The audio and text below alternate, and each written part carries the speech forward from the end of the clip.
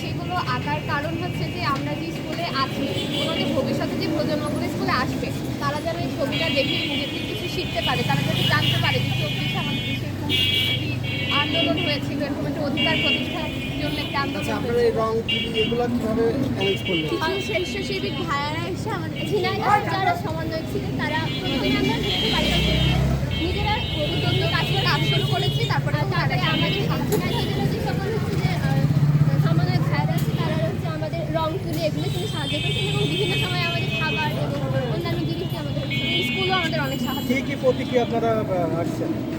আমরা আমরা যে কাজটা করতে পেরেছি সেটা বলে কোনো এরপরে আমরা দু একটা দেখাতে পারি। তারা আন্দোলন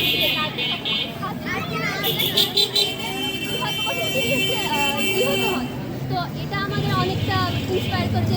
আমরা মানবিকতার খাতিরে সবসময় যেন সকল এগিয়ে আসি, সেজন্য আমরা তার ছবি দিয়ে গেছি। এরপরে লেখাতে স্বাধীনতা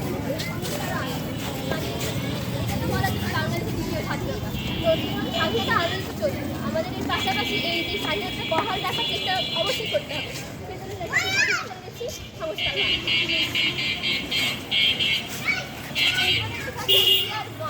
আমরা সবাই এক। আমরা যদি সবাই এক হই তাহলে যে কোনো বিপদে আপদে আন্দোলনে সকলকে আমরা এক হই, তাহলে অবশ্যই আমরা সফল হব এবং আমাদের রাষ্ট্রকে আরও উন্নত করে আবু সাইদ তার প্রতি কিছু আমাদের এই আন্দোলনের সবথেকে বড় অবদান রেখেছেন। তার মাধ্যমে যে আমরা এই যে আন্দোলন করার অনুপ্রেরণা পেয়েছি, সেজন্য আমরা তার জন্য সবার উপরে দেখা বিকল্প যে প্রশ্নটা উঠতেই পারে, সেখানে আমরা বলেছি বিকল্পকে তুমি, আমি এবং আমরাই বিকল্প। আমরা যেহেতু স্বাধীনতা পেয়েছি, আমরা দেশের সংস্কারও আনবো, দেশকে সুন্দরভাবে গড়ে তুলবো। এবং লিখেছি আমরা 52 দেখিনি, 66 দেখিনি, 70-এর গণ অভ্যুত্থান, আমরা দেখেছি 24। এই 24-এ আমাদের দেশে এরকম ভয়াবহ আন্দোলনের মাধ্যমে আমরা নিজেদের স্বাধীনতা প্রতিষ্ঠা করেছি। ওই সেই যে আমরা দেখি, আমরা 1971 সালের থেকে তখন দেখতে পাচ্ছি, তো আমরা দেখেছি 24। সামনে বাকিরা কই থাকেন, সবার সামনে থাকেন না। জি শুরু করেন। এখানে আমরা লিখেছি সর্বদেশের রানী থেকে আমাদের জন্মভূমি। এর মাধ্যমে বলতে হচ্ছে যে আমাদের যে রাষ্ট্র, যে দেশটা, এটা অনেক ভালোভাবে করবো আমরা। কোনো হলো জিনিসকে এখানে আসতে দেবো না, কোনো রাষ্ট্রীয় জিনিস এখানে হবে না, এখানে সব কিছু পরিপাটিভাবে হবে। দেন যদি তুমি ভয় পাও তবে তুমি শেষ। এর মাধ্যমে বলতে হচ্ছে যে আমাদের কখনো ভয় পাওয়া চলবে না, আমরা অলওয়েজ টাইম একসাথে থাকবো এবং যে কাজটা যাবো সাহসের সাথে সেই কাজটা করবো। যদি তুমি রুখে দাঁড়াও তবেই বাংলাদেশ।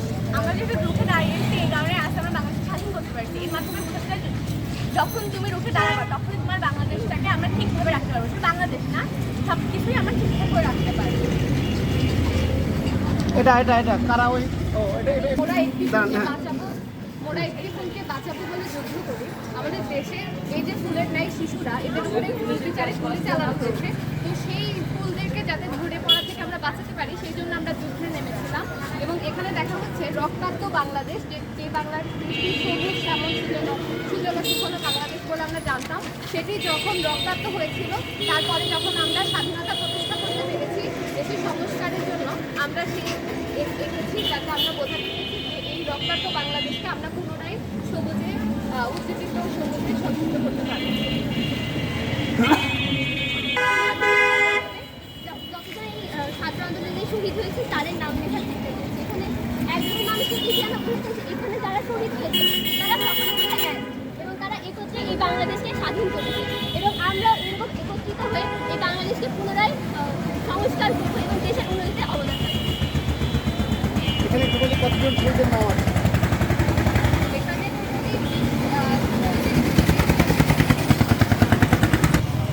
মূলত 35-40 জনের মতো শহীদের নাম লেখা আছে। এখন মারা শহীদ হয়েছেন অনেকে, কিন্তু সকলে আমরা দোকান থেকে যতজনের নাম পেয়েছি তাদের নামগুলো লেখার চেষ্টা করি। আজকে তো আপনাদের কার্যক্রম সমাপ্তি করেছেন, আগামী দিনে কার্যক্রম বা কোন প্রতিষ্ঠানে দেখতে যাচ্ছেন? আপাতত এখানে যে আমাদের যে রিয়াটি সরকার কেশবচন্দ্র মহাবিদ্যালয়ে চিত্রাঙ্কন চলছে, তারপরে পুলিশ লাইনে ওখানেও চিত্রাঙ্কন চলছে। তো আমাদের ইচ্ছা আছে যে আমি মানে আপনারা যেখানে যেখানে এরকম ওপেন দেওয়াল পাবেন সেখানে শিক্ষা প্রতিষ্ঠান দিবেন আর কি, মানে আগামী এরকম পরিকল্পনা আছে। ধন্যবাদ আপনাদেরকে, আপনাদের